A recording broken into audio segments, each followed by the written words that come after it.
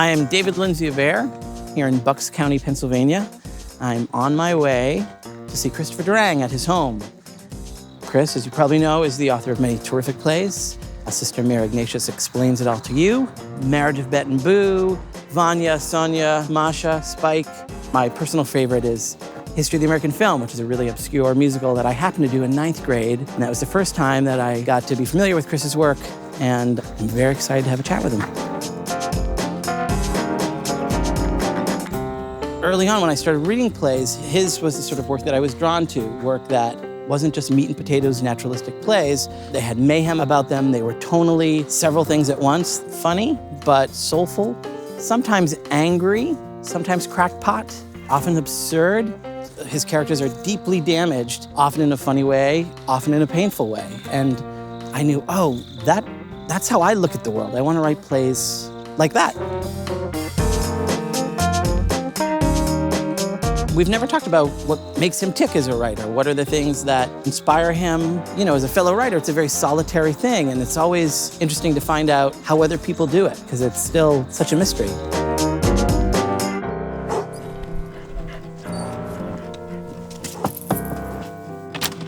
Hey, Chris. Hello. How are you? It's good to see you. And you as well? Did you walk all the way? I did. Did you take New York a car? City. Oh, good. It's beautiful here. Thank you. I recognize this from Vanya, right? That staircase looks very similar. Yes, this is the one part of the set in Vanya and Sonia that was literally from our house. Is that right? Yes. I'm expecting someone to stagger down them. Yes. The set designer wanted to look at lots of Bucks County houses, but I didn't know that he was going to so specifically use our house. So this is really the thing that was identical in the set. And this is the poster that Lincoln Center did.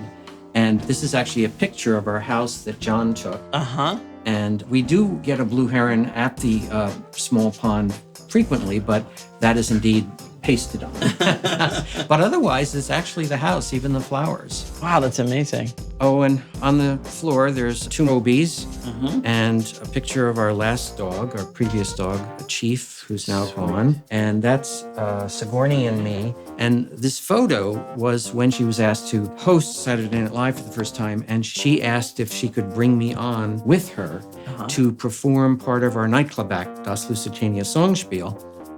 I met her, as I think you know, through Yale School of Drama. We were in school together, and she did lots of my plays, and I acted with her.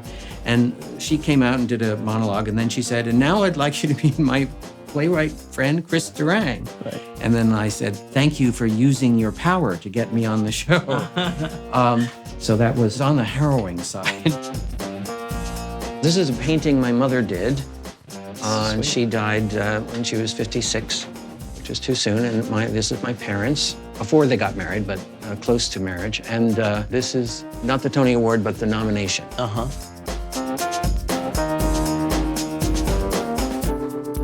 Were your parents theater people, or did they take you to theater, or was anybody in show business? Well, they definitely took me to theater, and they were an artistic family. My mother's 2 sisters were musicians, and one of her brothers was an actor and then became a set designer. And my father and grandfather and great-grandfather were architects. Right. And before that, there were actors, including John Durang, who he wrote his own memoirs, and it was in the late 1700s in Philadelphia. And actors back then were also, acrobats and clowns and all sorts of things. And so my parents said to me, "We wonder if you'll be in theater." And, that's, back in the 50s, people wanted you to be a lawyer and doctor. And so I thought that was very interesting, and I was interested from a young age, like 7 and 8, into theater. So when was your first play then, when you were very young? When I was 8, I said, I'm going to write a play, and I wrote a 2-page play that was based on an I Love Lucy episode. And I never would have told my teacher, but I was in a Catholic grammar school, and my mother said to the teacher, "Oh, my son has written a play." So they decided to do it in the class. They took the afternoon off. And I got to choose who was Lucy and Desi. And it was fun. And then you went to Harvard for undergrad? I did, yes. And did you apply as a playwright? Did you submit plays, or how did that work? When I went there, Harvard did not have a theater major. the way that, say, Yale did. But I thought, as a playwright, maybe it'd be better if I had a wider education rather than just focusing on drama right away. So that was my intention, and I was an English major. But I did go into a sort of mental depression, and I lost my confidence, which sometimes happens when you're around lots of people who are very smart, and you sort of go, they're all smarter than I am, that kind of thing. And were you writing during that depression? No, I was not. Looking back, I actually know what was going on with me. I didn't at the time. I just got very depressed. But the short version was I ended up testifying in my parents' divorce. And her family, for confusing reasons, said that Catholics weren't allowed to testify in a divorce, and that's a total lie. And my mother had testified in my aunt's divorce. And I didn't say terrible things or anything, but I just acknowledged that my father seemed to have a drinking problem, or in any case, he wouldn't stop when asked. And then the other thing was I was losing my Catholic faith, and so I felt sort of adrift. And then, back then, I had not realized I was gay in high school, but I did realize it the end of my freshman year at Harvard. In that period, nobody, quote, came out unless they were really radical. And I think all those things just made me depressed. My sophomore year, I had stopped going to this particular class, and I had not gone for almost 2 months, I think. And this graduate student very nicely found me and said, you've missed 2 papers, and if you don't come back, I won't be able to pass you. But if you do come back, I can work out something with you about these papers that you owe, and you could still pass.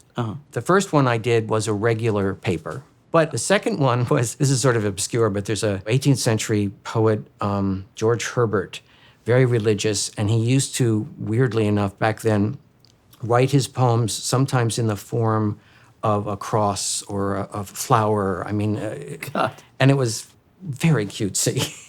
And I wasn't feeling positive about religious poems at this point. So for my paper, I wrote a nun giving a lecture on this poet. And by the way she described the poet, she loved him, but you could tell that I hated him. And so I gave that to him as the second one, and he wrote back and said, I don't quite know how to grade this. I'm going to give you A+ for parody and B+ for analysis. And it's funny how years later it was Sister Mary speaking a lecture. So I think that if he hadn't written me, I never would have gone back. Right. Now, how did Yale happen?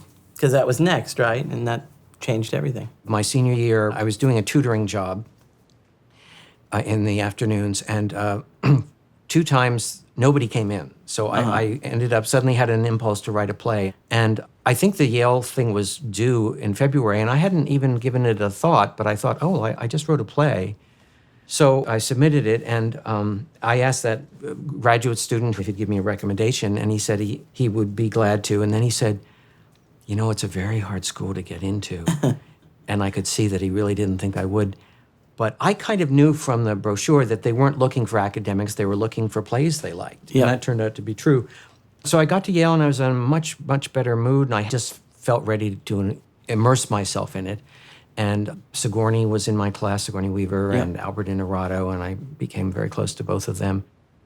I had made this small film at Harvard on my own of an hour version of the Brothers Karamazov, and it was very, very silly, and I showed it to Albert, and then he said that he and I should do a musical taking off from the Brothers Karamazov, and we ended up writing something called The Idiots Karamazov that was first done at a Yale college, which is what their dorms are called, and then it was done the next year at the school where second-year Meryl Streep played the lead, and she was playing an 80-year-old translatrix of all the Russian literature. And in all the photos, she doesn't look like herself. And this is Meryl Streep, but I mean, she looks like an 80-year-old woman, and she put on a big nose. But she was hilarious and really was funny. And Robert Brustein, who ran the school and also ran the Yale Rep, chose to do it in the Yale Rep the year after Albert and I graduated. And the role of Alyosha the monk, in our version, he becomes a rock star.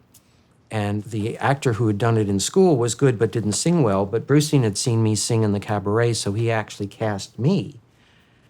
and I thus got my equity card that way. It got kind of negative reviews in New Haven, but Mel Gussow came up to see it from New York Times, and he gave it a very nice review. And it was an early reminder or learning thing about how powerful the New York Times is and especially was. So it was a lucky thing for us, I think. Yeah. And so it's already, you're early in your career, but the tone of the stuff that you're writing is, it's not Dark of the Moon. There's something heightened about it. There's something offbeat and screwball about it. Was that always your sensibility? What was influencing you that you were writing the way that you were writing, do you think? That's a good question. When I was writing in high school, I wrote traditional musical comedies, and I've been very influenced by how to succeed in business without really trying, which I saw and loved. But end of high school, I started to write more absurdistly. I'm not quite sure why. I had always loved Alice in Wonderland. Oh, you know what? I remember reading in high school, I just loved the name Theater of the Absurd. It just triggered something in me. And so definitely at Yale, my plays were very much not realistic. Right. Very much not. It seems like, as the plays went on, a darkness creeps in. I'm thinking, especially around Sister Mary, there's a change there. Was there something going on in your life that made that change happen, or you just stylistically wanted to go somewhere else, or do you know? No, I think I do know. I've been very against the war in Vietnam during college. And there were a lot of liberal Catholics who were also opposed to the war. But I just suddenly didn't understand what prayer was about. And it was kind of like we'd been protesting for 3 years now, and it doesn't stop anything. And so is God sitting up there going, you know what, I'm going to let them keep dropping napalm for a few more days. Mm-hmm. So I just suddenly didn't believe it. But I found it very hard not having that sort of feeling of meaning in the universe. Then when I went to Yale, I stopped thinking about it. But I was writing these absurdist things. And it would often bring up religion, but not in an upset way, or just in a silly way. And then I wrote a history of American film, which was liked by lots of audiences, particularly in the World War II generation, because I was writing about movies in the 30s, 40s, and 50s. Mm-hmm. And first it was at the O'Neill, then it was done at 3 regional theaters, which was the first time I ever made any money as an author, and that was very exciting. Uh-huh. However, during that period, my mother had been dealing with cancer. And it's interesting, the opening night on Broadway of History of American Film, she was able to walk, and then the next day she couldn't. Mm. And the doctor said she could live for 1 year to 2 years to 5 years to 10 years. And that was very disorienting. I just then found myself thinking about religion and thinking, I wish I still believed it would be easier going through this. And then I started to think about some of the really, really strange things that we had been taught that I'd forgotten about. Like, if you eat meat on Friday, you'll go to hell. Uh-huh. And looking back, I think, well, who made that idea up? That is so stupid. It's not in the Gospels anywhere. It's just idiotic. It's some Irish person somewhere came up with this, or maybe Italian. I don't know. But I went from that to having an impulse to decide that I wanted a representative of the church to come out and explain everything. Right. So the title, Sister Mary Ignatius Explains It All For You, was the all for you was important. And I settled on a nun because that's who taught, us when we were children. It's funny, I did not feel angry writing it. Uh-huh. I just felt like, this is so strange. Right. And I wrote about the first half when my mother was still alive, and then I didn't know what to do for the second half, and I just put it aside, and then was just very focused on what was going on with my mother, and I just couldn't seem to focus on writing. And then after she died, I had an idea for what to do for the second half of Sister Mary, which was have the students come in who she had taught. They're now 30, but she taught them when they were 8, and they've all gone away from her teaching. One is gay, one is an unwed mother, one has had 2 rapes. And writing it by hand, all of a sudden the character of Diane started to talk seriously about her rape, and it followed her mother's death from cancer, which is actually about my mother's death from cancer. And it wasn't funny. It wasn't funny at all. It was what she felt about life, and it feels random. And I just remember thinking, I've never written something that isn't funny. Is this okay to do in the play? And then as I kept writing, and Diane brought a gun out, and then Sister brought a gun out and shot her, I thought, oh, this is finishing. Right. I can't make this a full-length play. This is going to be an hour and 10 minutes. And I thought about not finishing it because I thought, I need to get money, and you can't, with a one-act, get any productions that pay you anything. And so then I thought, oh, that's psychologically so bad. Finish this. You haven't finished anything in several years. And then you can write a full length. So I did finish it, and I sent it to my agent, and she told me that she was so nervous what I was going to send because she knew I hadn't written in a while, and she was worried about me. And then she loved it, and she sent it to EST, and then they decided to do it just for this series of one acts done for 3 weeks only. The reviews were the best I'd ever gotten. And then Helen actually said to Andre Bishop, who's now running Playwrights Horizons, if Chris came up with a curtain raiser, would you remount Sister Mary? And he said he would. And so then I wrote The Actor's Nightmare. And to my total surprise, the reviews were again very good, because sometimes when you come back a second time, they change their mind. Yeah, they do. And then it moved to Off-Broadway, and it went for 2.5 years. And so that was a big success, and very unexpected. I mean, imagine if I had chosen not to finish the play. Right. I mean, just for my life. Yeah. What a bad thing that would have been.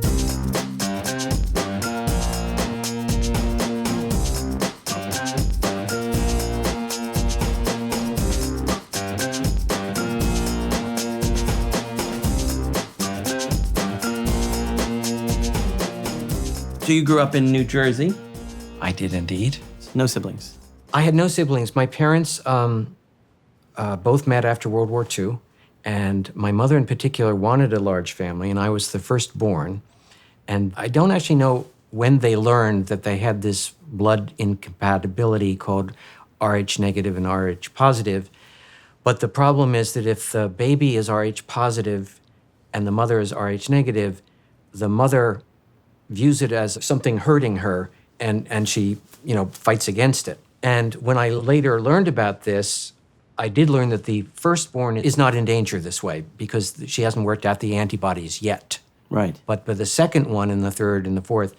And so I was 3. And when the first child she had after me died, there had been some hope that it might live. It lived for like a few hours. And then she tried 2 more times.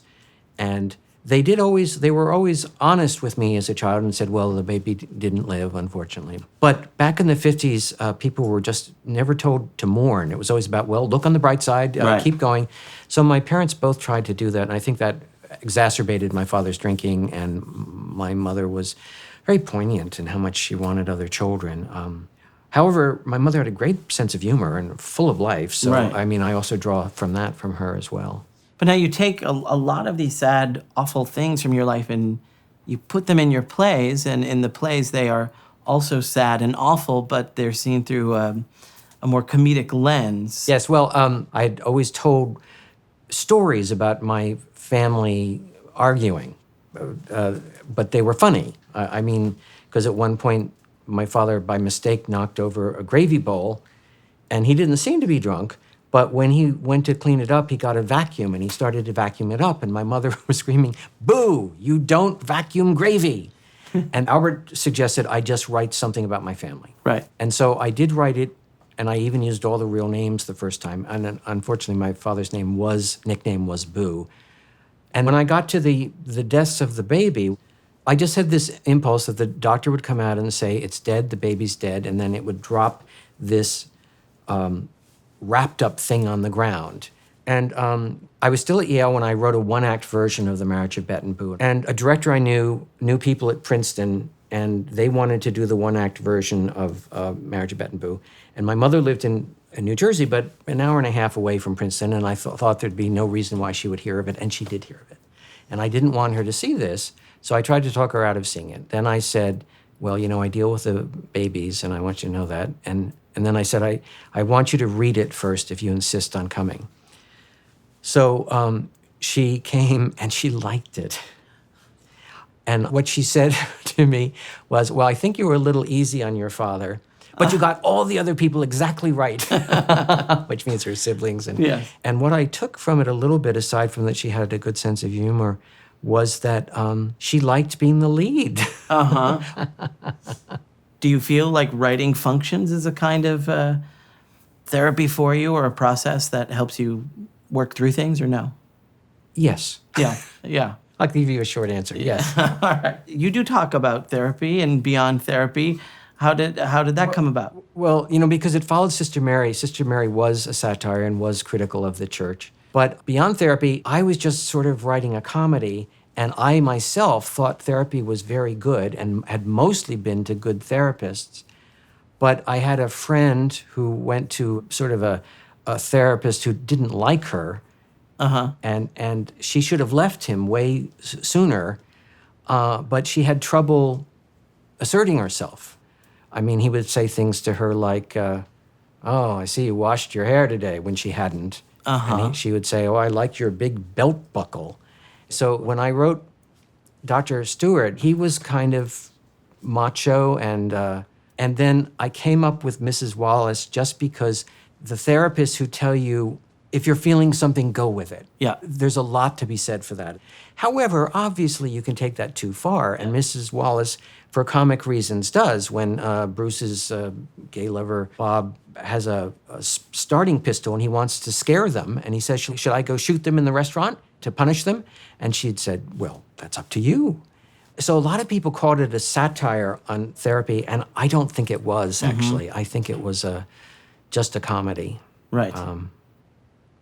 But I did feel that the therapy I did, particularly in college and then in life, helped me figure out why I was upset about various things. There's a line in The Marriage of Bet and Boo that came from my own therapy. I was talking about going home to see my mother and her extended family and all the arguing that goes on back and forth, and it was just very hard to be around. And I would often say to the therapist, but they mean well. They're not evil. They're not trying to cause trouble.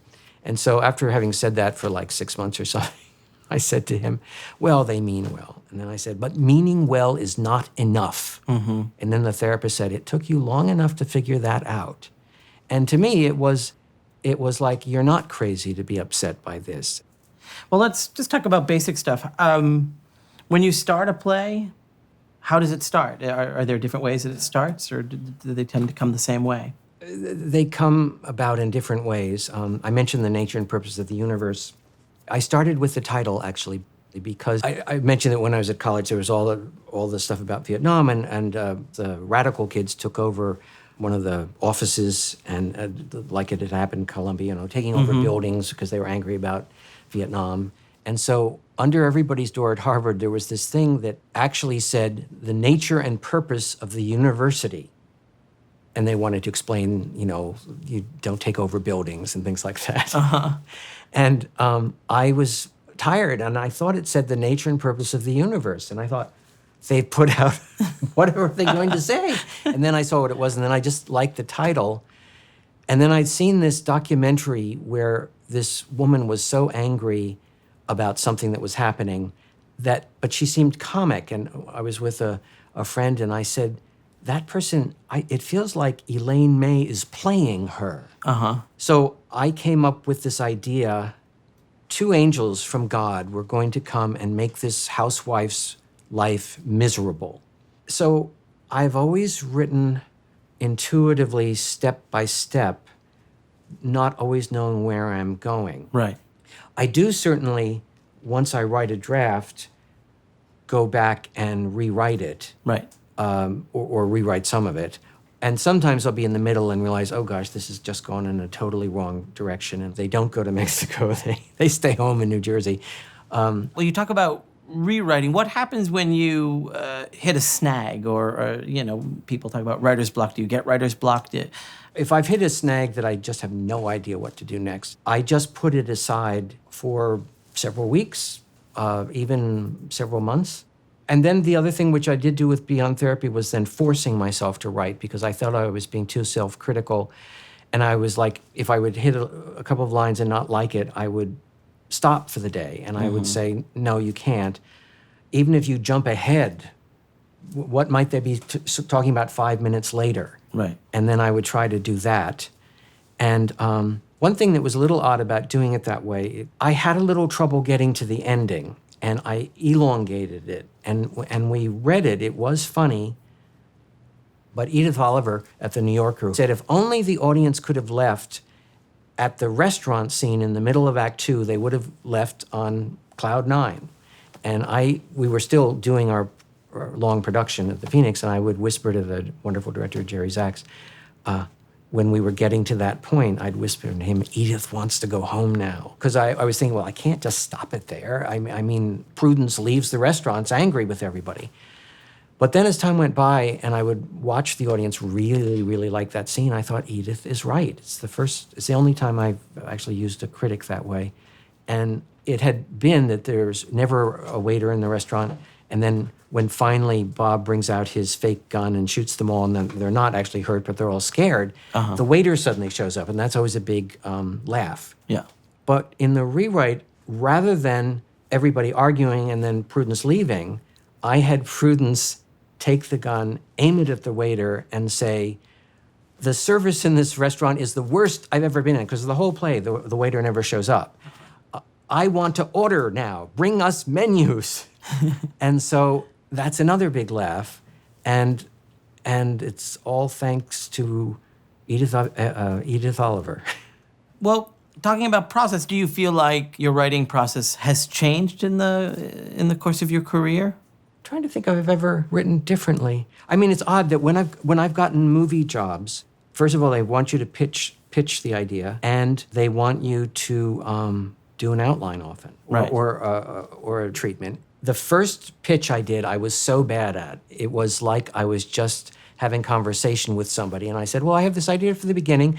In the middle, I'm not quite sure, and the ending, I don't know. And so the next time, I decided that I should do a treatment, and when I did a treatment, I then tended to write very full-out things, because if I would write a treatment and put some dialogue in it, the dialogue helped me figure out who the characters might be, so that the way somebody talks inspires me, like Mrs. Wallace in Beyond Therapy.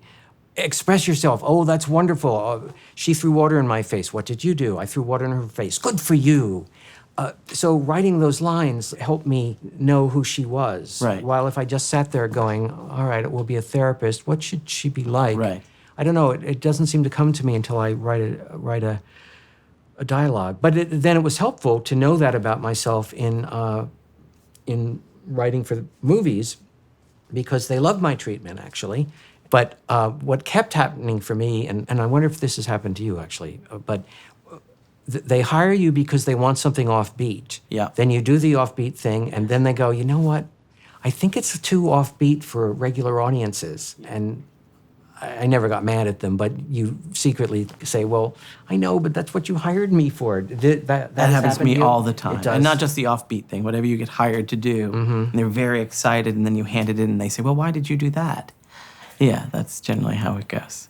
Obviously, you've had tremendous successes, but if you're lucky enough to have a career, it doesn't always go your way. How do you deal with things that aren't as successful as you want them to be? I feel like a lot in my early career was very lucky. And certainly, I mean, History of American Film, even though it wasn't a big success in Broadway, was a lucky thing. And it was very good in the regionals. And then Sister Mary was a really surprise hit. Who would have thought it? The critic was Frank Rich, of course, and he gave Sister Mary just a fabulous review. And for a while, he was giving me really good reviews. And then after that, his reviews were not terrible, but it felt to me like he was a professor and I was a student, and it would be things like, well, he's very funny, but, you know, it's sort of not enough this or not enough that, and not as good as Sister Mary. And he wouldn't be the only critic who would say that. And there was a part of me that thought, well, I knew that happened to Williams with Streetcar Named Desire, but Sister Mary's awfully early. And then with The Marriage of Bet and Boo, the review from Frank Rich, although not hideous, was the worst one I've ever gotten from him. He seemed sort of cranky with it. And John Simon, who had, oddly enough, been nice to me some of the time, said that I was starting to wear out my welcome. Oh, no. So the OBs were helpful, but I really thought that the play was definitely my best one. I still think it's one of my best ones. So I found it disappointing, and also opening night party when the review came out, and boy, it did that thing of everybody getting quiet and sad. And Joe Papp said to me, gee, if the Frank Rich review had been good, I would have moved it. Well, I'm glad for his honesty. So I just forgot about it, and I wrote this play called Laughing Wild that was very strange, and there weren't any good reviews of that. And after that, I felt like, I don't know if I want to have plays in New York anymore. I'm finding this painful. And then I actually started to pursue movies and TV more, and was very excited when Warner Brothers gave me one of those big money things so that you don't go work somewhere else. Yes, yeah. And I laughed to myself because I'm not somebody who likes to do more than one thing at the time. So I thought, you didn't really need to give me that money, but thank you. Truthfully, nothing of the original screenplays I wrote ever got made. My favorite one that I wrote was called The Nun Who Shot Liberty Valance. Warner Brothers asked me to write something like Sister Mary, but not Sister Mary. They wanted a different take on it. And I wrote a very different take on it. It was really about 3 high school kids, 2 guys and a girl, and they're growing up, and she joins the convent, and the other guy becomes a gay prostitute, but it's funny. And have you abandoned theater in your head when you're doing this? Almost. I wrote a play called Media Amok, and actually it sold well, which made me happy. But there was something that wasn't totally right about the writing. It was so funny, and then at the end, 2 couples are in a treehouse waiting to die. And it's meant to be sort of sad. Well, they're old, they're in their 80s, and they're just fed up with life. And there was a part of me that was feeling fed up with theater, I guess, and feeling that the things I've been writing weren't as good as the other stuff I was writing. Oddly, I ran into Edith Oliver, though. I was on a panel, and Edith was there, and she asked me how I was, and I said, I don't seem to know what I'm meant to be writing.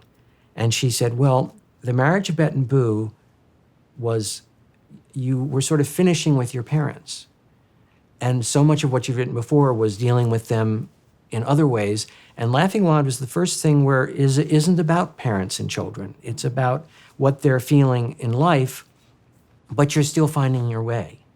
And I thought that was so smart. It didn't open a door right away, but when I think back on it, I think, oh, that's exactly correct. However, even with that encouragement, I thought, just because I've written plays all these 15 years doesn't mean that I have to keep writing. Maybe I've written what I'm meant to write. And what would you have done, do you think? Well, I didn't really know, but then a quirky deus ex machina happened. At the same time, I saw in the newspaper that Manhattan Theater Club was doing this review of Sondheim called Putting It Together. And I thought, because I do sing, and ICM had me as an actor as well as a writer, I thought, why don't they ever submit me for something like that? And I was feeling really bummed out. And my agent at ICM called the next day, I think, and said, MTC called and wants to know if you would want to be the narrator in Putting It Together. Offer, not audition. And I said, well, I'm pretty sure I would like to, but does he get to sing, I hope? And they said, oh, yes, he sings a lot. And so to be part of this was so much fun that I started to think, well, I really like theater, don't I? And so I started to write a play. And it started to be Sex and Longing. And I had lots of impulses with it, and I think parts of it were good. It ended up being a critical failure. But nonetheless, I'd gone back to writing, and sort of in the middle of it, I started Betty's Summer Vacation. It's rare that I would start another play at the same time, but I had an impulse to doing something about people on the seashore. So I wrote that and did it at Playwrights Horizons, and then those reviews were the second best I ever had. Right. In terms of how you deal with a failure, I think when you're feeling discouraged, to me, I have 2 thoughts. One is, I'm going to be like Mrs. Wallace, feel your feelings and see if they dissipate. Or I actually found it oddly freeing when I thought to myself before I got that job and Putting It Together that cheered me up. The mere thought of saying, okay, maybe I'm not meant to write anymore, actually took off. I had all this pressure on myself about, you must write, you haven't written in all this time. And for me, at least, lifting it off was helpful. Well, I mean, Now, when you have a failure, how do you... I haven't had any. I guess I'm more of the camp of muscling through. It hurts, but for me, it's more like, all right, boy, that sucked, but now get back on the horse and go. But I also understand the impulse to take a step back and, I suspect that it's just in your blood and you just needed... Yeah. Because there were lots of times that you were knocked down and you kept coming back. Well, when you say getting back on the horse, I think my personality, for some reason, doesn't get back on the horse immediately. Mm-hmm. I take a nap for like several months, and then I possibly get back on the horse. Right. So a lot of your plays have gone on to great success. Are there any that were lumpy before they were great successes that had issues that you had to iron out? Well, what's coming up for me was Vanya and Sonia and Masha and Spike, which actually wasn't lumpy. It was in fairly good shape. However, there were a couple of issues with it. One is I was surprised how long it was. It really was long. And then the man's monologue was complex. In early readings, well, first of all, it was 2 to 3 pages longer. Holy cow. And I just went on and on about what was happening on Ed Sullivan's show. It was way too long. Then I was at a retreat where there were other writers, and a couple of the people came on and said, oh, that was really so moving and interesting. I really liked it. So I thought, oh, okay. So I'm not just going to cut it to a third. But I kept getting feedback that it was just too long, and also, why is he talking about it? So I kept cutting it down, for starters. And then I thought, well, what is he talking about? Why is he talking? And I decided, he's actually talking about change. Mm-hmm. And he's giving all these examples, and some of them are change that he misses terribly, and others he suddenly realizes, well, that change wasn't all that good. But I just put in a line early on that said, my play is about change in the weather, but I'm upset by other change too. There used to be telephones and blah, blah, blah, blah. So oddly, just putting that sentence was one thing. One other thing in Vanya was that Vanya is, in my version, gay, and we don't know if he's ever had any relationships. He's clearly not having them now. And I wrote one thing where he did talk about having a relationship once in his 20s or something, and then decided it was wrong because that generation was taught that, and it's easy to go back to it. And then for some reason, bringing up his sexuality seemed wrong, so I took it out. But then when I went to Lincoln Center, I said to Andre, does it bother you that he doesn't ever talk about his sexuality, really? I mean, we see him responding to Spike, and I said, or do you like it opaque? And then maybe this is just Andre, but he said, I like it opaque. So actually, I left it alone. But when I played Vanya this summer in Bucks County, which was much harder than I thought, and David Hyde Pierce was much better than me, but in any case, when I played it, as I got more comfortable with it, I started to feel sad inwardly that all these other people had relationships, including Sonia going to dinner with somebody, and he didn't. And so that was just a funny thought to have as an actor in my own play. Do you feel like there are parts of success that are difficult to maneuver? Well, looked at one way, I think dealing with success is easy. But I'm a little nervous about what play I write after Vanya and Sonia and Masha and Spike, partially because, there was something positive and happy about the ending. You left feeling kind of up. And I don't usually write that as an ending. I'm happy I did with this play. It came out naturally, but there's a part of me that thinks, if I do a darker play, will that be bad to do? I realize I have to just put that aside and just find out what I want to write. And have you started this new I've play? started something, but I'm not 100% sure if it's going to go forward. It's dark if I do it. And how do you know when it's time that, this is moving forward? You just keep picking at it? Usually it just moves ahead on its own, and this one actually isn't. It's terrible to say that aloud, but I need to try it a few more times.